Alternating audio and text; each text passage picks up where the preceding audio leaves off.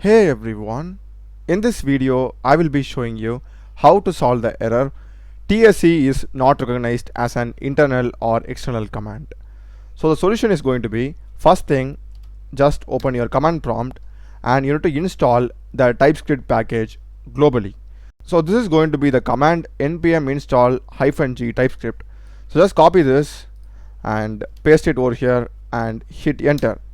So this will install this package globally. That's good.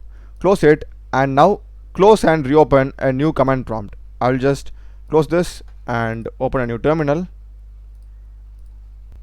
So now if I again run the command tsc index.ts and hit enter, and as you can see, this time I'm not getting any errors and my TypeScript file has been converted into a JavaScript file. That's the video, guys. I hope you have found it useful. Do check the playlist of my channel. There are a lot of videos in programming and AI tools. Subscribe me. Thanks for watching.